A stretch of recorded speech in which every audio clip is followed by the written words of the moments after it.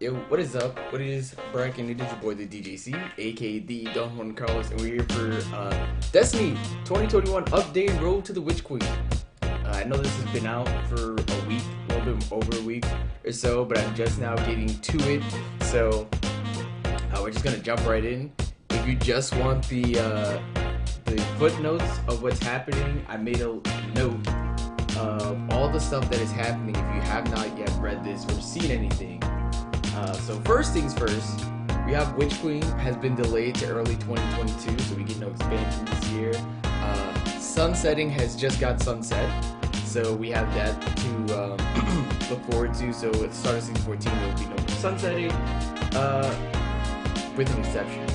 We have to watch the video to find that out. Next season, power cap will increase by 10, so the power cap right now is 1310. It will only go up to 1320 the next couple seasons, and 10 after that, and 10 afterwards. We got PvP balance changes. Worthy something getting noted is the Behemoth Titan freeze bubble will no longer be there on cast. Volta Glass will also be confirmed for season 14, and Transmog also coming season 14, and then we have crossplay in season 15. And that's pretty much about all the short list of stuff that is in this article. And as I go through it again, we will actually get to go in depth about it. But if that's all you needed, congratulations, you got it. See you next time. Alright, so now that we're back, we can actually do this for realsies. I'm not going to go through all of this because there's just a lot of fluff in here. Like, this whole starting section is this fluff. Yeah, so that whole starting section, there's like a lot of it. And if you want to read through how they're spending every week at home and with their kids and dogs and stuff, which I when I went through the first time, I'm like, oh man, that's cute. But you know, that's not what we're here for. We're actually here for important Destiny information. So thank you once again, Bungie, but we don't need that right now. Anyway, we're just gonna go right into Witch Queen, Lightfall, and beyond. So last summer we outlined our ambitions for the next era of Destiny 2, announcing a full arc starting with Beyond Light, followed by Witch Queen and Lightfall.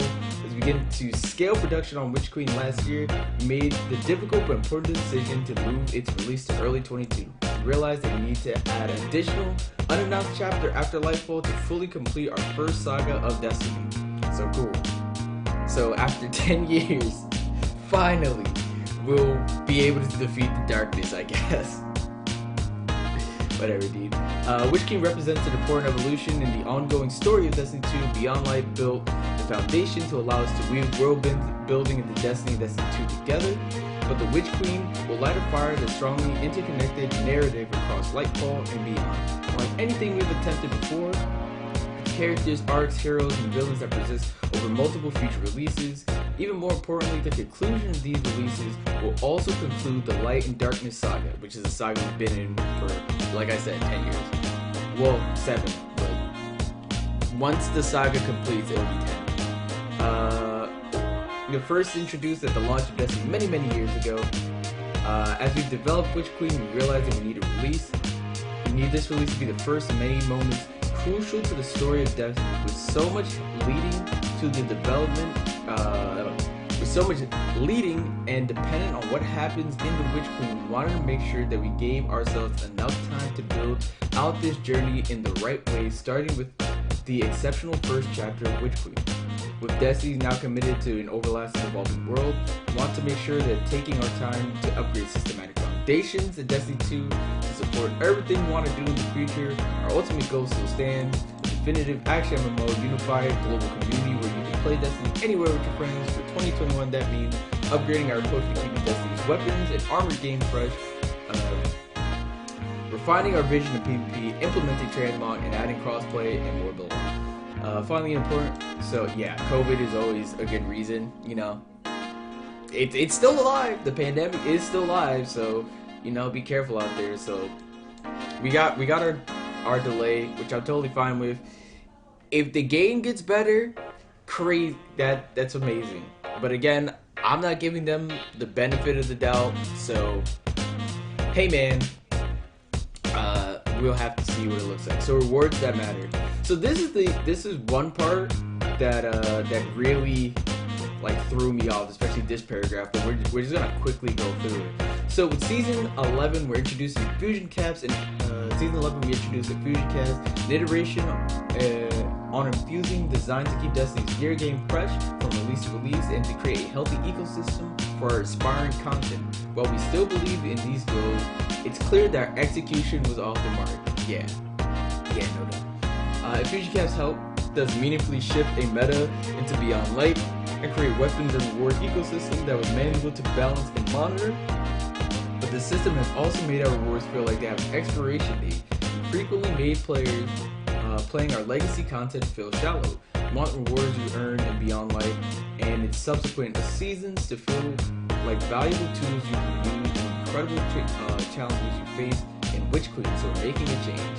So essentially, what they said here, right, because I have streamer vision, you feel me? Yeah, sunsetting was terrible, and really only wanted to get Mountaintop and Recluse out, even though we nerfed them. So, haha, Hasagi gamers, we're moving sunsetting, which is a great choice, honestly. So we've decided that any weapon or armor that is currently being fused to its max power will continue to reach max power permanently. Starting season 14, we won't be capping the infusion for any weapon or armor not already reached its cap at the start of 13. This means you'll be able to take a trusty and falling guillotine and all high stat armor you've earned this year into the raid in which now. Again, the way that they worded this is weird, and starting season 14, we won't be capping the infusion on any weapon or armor that has already reached its cap at the start of 13. So, I'm assuming that means season 13 stuff gets to continue on, but if it gets capped, but if they reach their cap at season 13, then it won't go. It's honestly just weird, and I wish they clarified this, but they have not. So, hey man. Also, what I forgot to mention when they said we wanted to put infusion, introduce infusion caps to shift the meta, that didn't work, because it's still hand cannons and shotguns. You feel me? I know you feel me. Anyway, and if that's what you like using, there's nothing wrong with that. However, they lied. Anyway, because we won't be capping any more weapons, you must consider more variables and game balancing of our upcoming season releases. So we'll see tuning when it comes to our biggest outliers in PvP and PvE. Yes, I'm looking at you, Fellwinters and Warmind Cells. If they want to nerf Fellwinters, just take opening shot off of it. Honestly, Warmind Cells aren't OP, so gamer moves. I don't know why they're nerfing them. There are less people that use Warmind Cells than they use Fellwinters. Power play. So, oh yeah, this is the one where, yep, this is all that's important here. To combat this, we'll be experimenting with new power level caps starting season 14. We'll only be raising the power cap by 10 for each non-expansion season. This means if you reach the maximum power of 13 the next season, you'll be directly in the 10-point pinnacle band of Power Pursuit. This power increase should go familiar to any of those who played Season of the Dawn last year. We're excited to see how this progression feels alongside our new system. So, Crucible changes. First, this is it. First, in Season 15, we'll be addressing 3 peaking in Trials and Competitive. In these modes, emailing will be disabled, so we still have another season before this gets implemented. So the fall is when we'll see these changes, which sucks, but hey man, at least they're coming, I guess.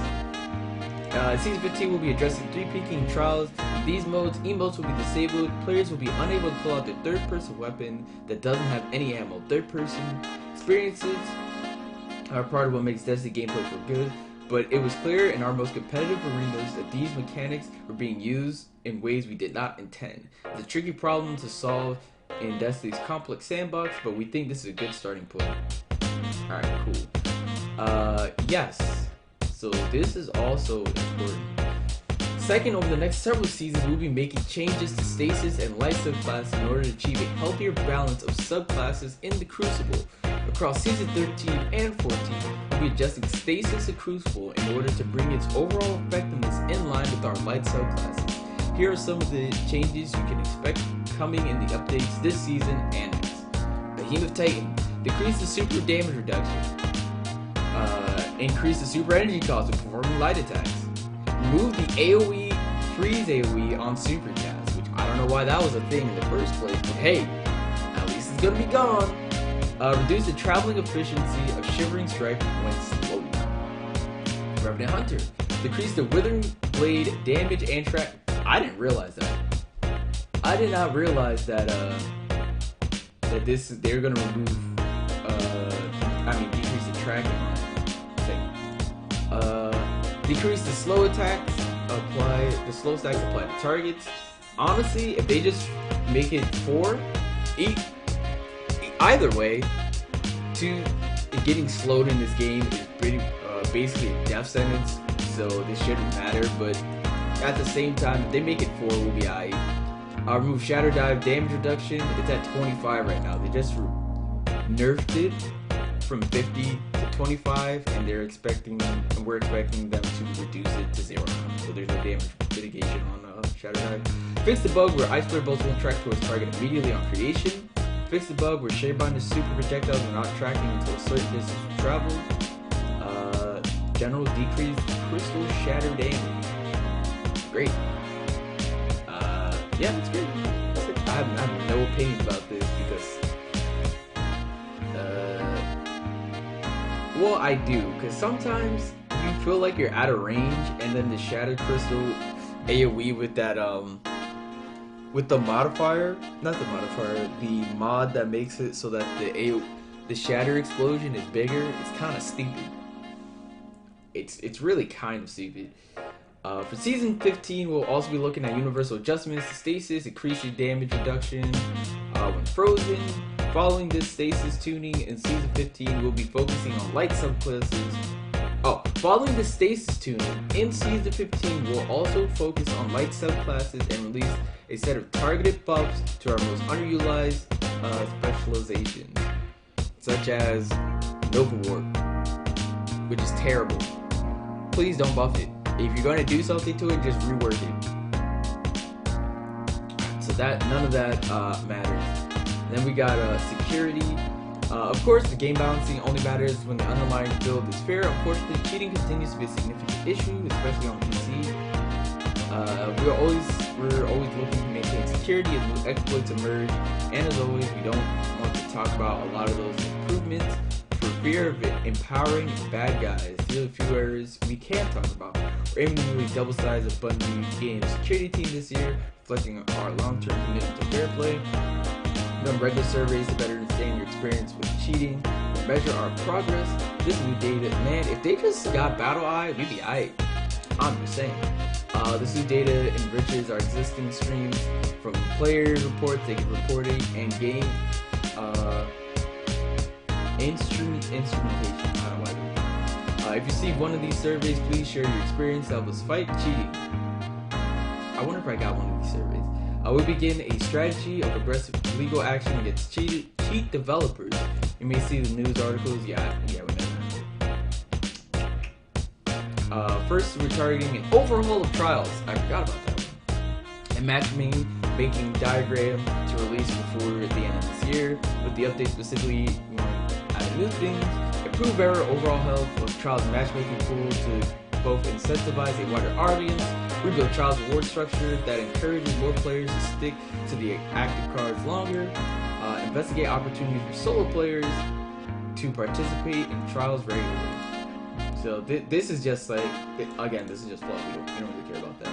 So solo queue, rebuild the reward structure, and improve the overall matchmaking pool.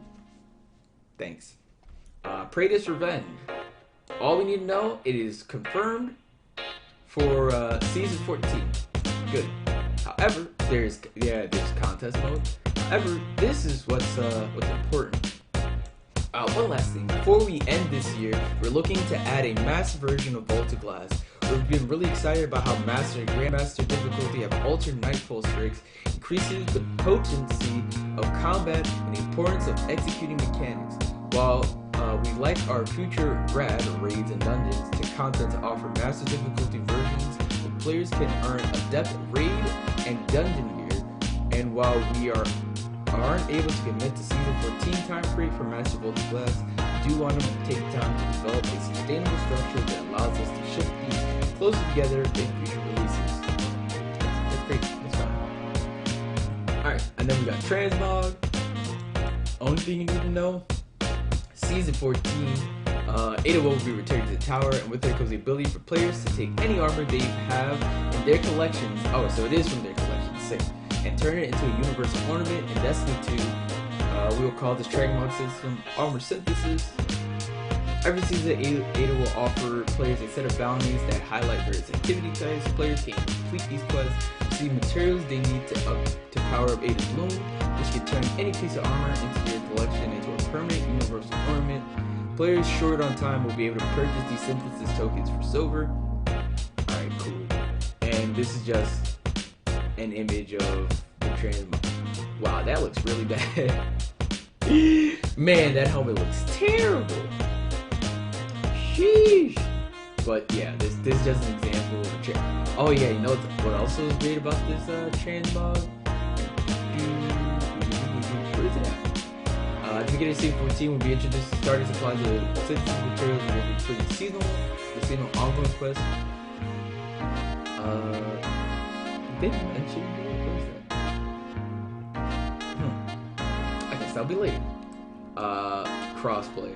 So essentially what's going to happen is shaders will also be infinite, so you don't have to keep a bunch of shaders in your inventory. In the character menu, you can manage your ornaments gear. You'll also find that applied shaders here individually to all pieces of armors if you're equipped in one click to make them even more easy to try out. In Season 14, we'll also change shaders to be permanent unlocks, meaning you no longer have to hold on to stacks of shaders in your inventory. Great. That's fantastic. I love that change. Man. And then this is just crossplay, which is coming out in Season 14, but there will be more adjustments in Season 14 to prepare for crossplay. So that's really about it. Oh wait, actually no. I forgot about this. Beyond Light will be introducing Stasis subclass like Solar, Earth, and Void. Stasis will continue to evolve into a fully supported damage type. Season 15, we will introduce our first round of Stasis legendary energy and power weapons. There will be a lot more info as we get closer to fall. So we don't know if they're going to freeze people, but I doubt they will. So I'm on the side that they will not be freezing people. Great. Some of you, I forgot. Some of you noticed that Ikora Ray has not been nearly as present recently in Destiny 2. We missed her as well. Not only will you see Ikora again in Season 15, but she will play a pivotal role in the Witch Queen. That's really kind of it. If you care about crossplay, here you go. Pause it right there and look at that one. I don't care. Oh, and this is how many times it'll show how many times you killed it. Yeah, I just don't care. And here's a preview for Witch Queen armor. Titan set looks kind of good, but again, I don't care. So we're done here. If you want to go through all the rest of this stuff, that's fine. You can look at the article. It's on Bungie. But that's really most of the main important stuff that you need to worry about. One day we'll get a master role. One day we'll get a shooting range. One day. But that's about it. I'm gonna catch you guys later.